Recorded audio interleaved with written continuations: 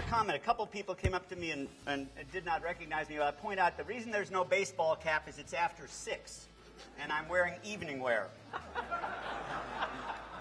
It's better to be rich than to be king.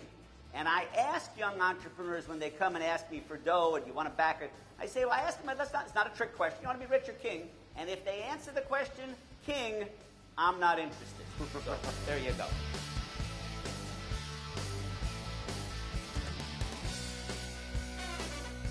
Now, becoming a billionaire, there's 500 rules, but I'm going to give you the first 3, and then I'm going to tell you a story about the third one. So this is easy. First rule is return every email and every phone call. You all nod and say, I got it. Rule number 2, says networking is a profession. Become a professional at it. You could do that. We're doing pretty well tonight. Rule number 3, little Zenny, hang on. You must go to every meeting and event, particularly the ones that you know will be a total waste of time. There's more here than meets the eye. So now I'm going to tell you a story. I learned this rule in 1987. Mid-87. It's the summer of 87. And before I got involved with technology, I was a real estate developer. And one of my early projects was to try to build a high-rise condominium in downtown San Diego. This is 1987, so this is 23 years ago.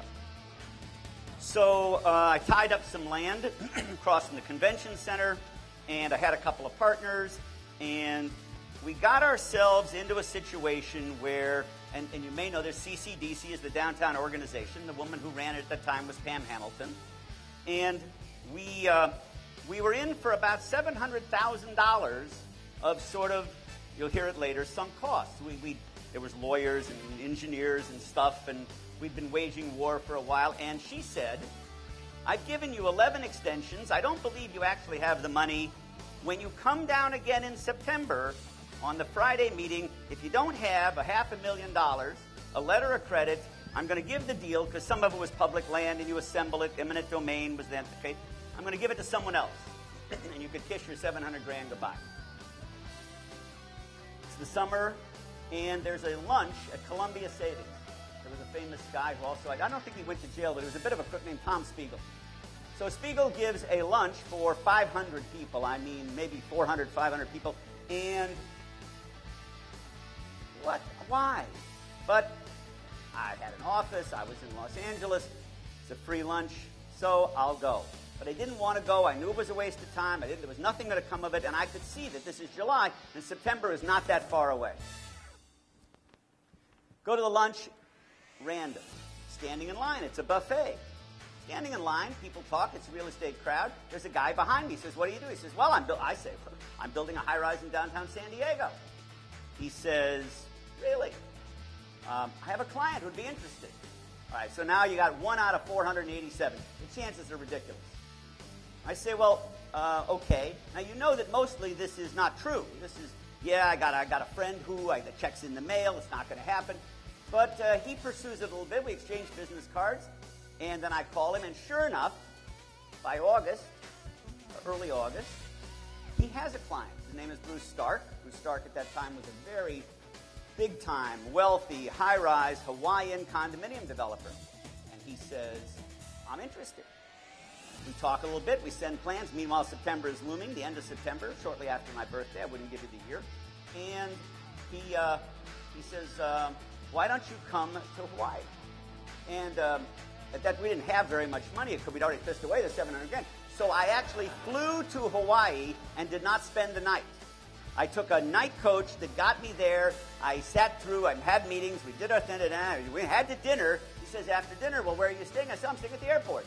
So I go to the airport, I get on the plane and come home. I never spent the night. One night, less than 24 hours in Hawaii. The end of the story being, he's still really interested. And sure enough, on the Wednesday, remember I have to fly down Friday morning, on the Wednesday, he in fact delivers a letter of credit for $500,000. I walk into Pam Hamilton, they're all set to throw the bum out, and I say, here's my check. And ultimately we built the 2 twin towers downtown. It was the second high-rise condominium. Now there's a corollary to the story. So the first part was, I had no reason to go to the lunch. It was a free lunch. The chance 1 out of 500. I knew it was a waste of time. It was a rather remarkable turn of events. The best part of the story is this. And this comes under sort of the Bernard Baruch, which is you can't go broke taking a profit. We start the project. HomeFed lends us $90 million. At that time, it's easy to sign for it if you don't have it. It's a little bit like writing a book about being a billionaire. And we're halfway up in construction, maybe 2/3. And he says, you know, this is going to be a big success. Now, remember, this is about 91. 91. He's not really good at numbers. I'm good at numbers. So there's a developer's credo that says, you put it on your wall, it says, don't believe your own bullshit. I mean, you tell the bank it's 225 triple net, but you know it's $1.85 full service gross. So he comes to me and he says, listen, I want to own the whole thing. I don't need you. You got the land. You did pretty good. You're kind of a pain. You're a little pisher. Go away. I said, pick a number. He said, $3 million. I said, I'm gone. And the end of the story is, 18 months after that, it was in bankruptcy, and he lost everything.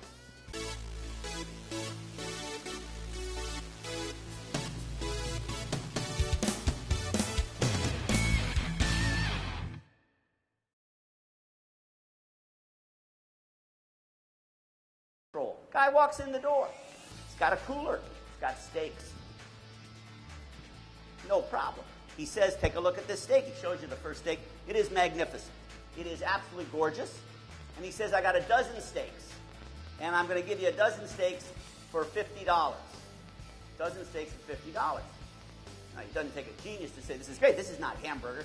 These are a dozen grade A, New York, double strip, double prime, whatever steaks. I'm the first one. $50, you're done. Get the box, get the steaks, give him the $50, get home. And you know what I find? The first steak is really, really good. But the ones below are gray. Okay? Seemed like a nice guy, had a pitch, was working his way through college, I don't know. And the rest were gray. And that leads to baby billionaire rule number 33. If the deal is too good to be true, then look for the gray steaks. There's at least one in every box.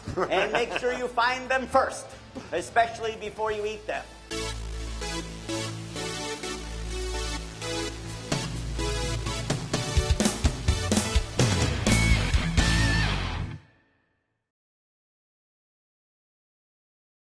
Our next guest has more than 25 years of diverse entrepreneurial experience. His wide range of experiences includes starting 2 software companies. He served as the CEO of another software company. He's a real estate developer. He's a screenwriter for popular television sitcoms. No kidding. Let's give a big show welcome to Neil Senturia. He's the CEO of Blackbird Ventures. How are you? Thanks, Sully. Good to see you, man. Did you have to give the $250 million back? No, actually I didn't. No, I got bailed out for the whole thing. But you know, you're very fortunate. So listen, I'm very familiar with what you do, but I know a lot of our listeners are not, and I know Rusty breathes out of his mouth most of the time I talk about business. Yeah. So I brought you in here because I heard a lot of great things about you, and I heard that you could put it into people speak about venture capital, and I'm going to let you just take it away and tell us kind of the landscape right now of venture capital and about investing in that arena. I'd be glad to. So first of all, you have to understand that I'm a small-time venture capitalist, which means I don't have my own fund. I just only have my own money. I don't have other people's money. Sure. Which is even better. Yeah. For us, anyway. Yeah, so the issue for venture capital, let's just use the word investing, so there's 3 kinds. There's venture capital, there's angel investing, which is what you'd find in San Diego, a small group of people individually putting up some money, and then you have the best way to raise money, which is friends, family and fools. Friends, there you go. Friends, family, and fools. Fools, yes. Yeah. Rusty, I'm sure. Yeah. So... Thanks. I don't know how to take that. Okay. I'm going to start making funny puppets behind So your let's head. pretend that somebody comes in with a quarter-baked idea and wants some money. And what you're going to look at as an investor, whether you're an angel or a venture capitalist, is you're going to look at the team. Yeah, management team. No, team, yes. The team, I agree with you, management first. Yeah. I think it's like the movie business, which is you have a great script and you have medium actors. You could have a great movie, but if you've got great actors and a lousy script, you're going to have a lousy movie. You got to bet on the jockey, not the horse. I used to say this. I used to say you could have a cure for cancer, and me and Rusty Nail's running the business, or you could have a shoelace retipping factory, and have Neil running the business. He'll get money faster than we will, because it's all about management. I think it is the team. The team is extremely important. Then comes the idea. So the question you ask in the idea is, who cares? Well, the first question is, what do you do? Who gives a rat's? Yeah. What do you do? And then the second question is, does anybody care? Yeah. For example, if you can do, you can make the head of a pin sing the Lord's Prayer, that's interesting. And I can, by the way. It may be technically hard to do, but you don't have a big market. Right. No. So the market size. Well, yeah, but first, who cares? Who's your customer? All right. Okay. So what makes you bigger, better, faster, stronger, cheaper? What's your proprietary advantage? Yeah, I'll buy that. Okay, good. See, whew. Team. Okay, Team. team. Who gives a rat's behind? Right. And then market. Size of the market. So if you say a lot of people care, for example, let's say guys wearing striped ties Ugly- and shirts. ugly striped ties. So if there's only 9 of Bad them suits. and you get 100% of the market, you say, I own that market. If there are only 9 guys, who Yeah. cares, right? So it's the size of the market. Nice. Okay. So market size, management team, who's in the lunchroom, Right. and what kind of advantage? What makes you bigger, better, faster, stronger, cheaper? And the customer, does he care? Okay, Now, so does the guy coming to you for money have to present that information to you, or do you kind of look at... No, you got to present it. And Okay. today, the way it used to be in the old days, business plan. Bus- 300-page business plan. nobody does that anymore. Yeah. No business plans. They give you one of these now and say, "Here, I got an idea." Well, it used to be in '99 you could do it on a napkin, but not anymore. So Now the way the business plan is done today is a PowerPoint. Yeah.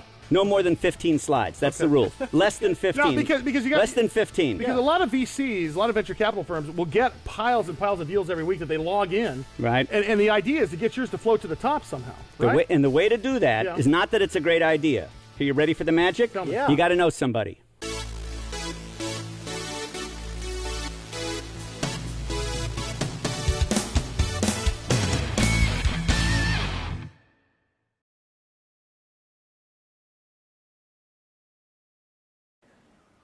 So, as you know, I last spoke to you in November of 2008. And the topic at that time was failure is an option. Unfortunately, I was not aware that the following people were in the audience listening. Number 1, the entire Congress, both Republican and Democrat. 2, the entire Obama administration. Number 3, the entire group of Wall Street bankers who, after nearly destroying American finance, think that large bonuses are not just appropriate, but necessary. Now, I want to point out necessary in order to retain talent. My question is, who wants to keep that talent? And you can hire incompetents for a lot less than $5 million a year. 4.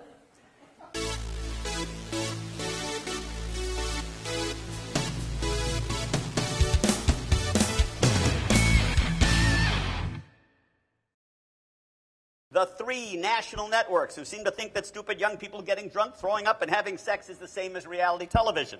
I'll tell you what reality is. It's 10% unemployment, and 42% of the housing market is valued at less than the mortgages that are on them.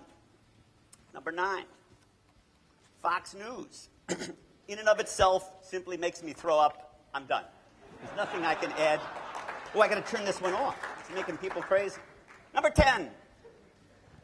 Failure is an option. The idea that you can be famous for nothing other than being famous. This is a wide open field. There are some people up here today who... Anyway, from Paris and Jessica to Sarah Palin and Glenn Beck, icons. In retrospect, what I would say to you is failure was not an option. It was a slam dunk dead certainty.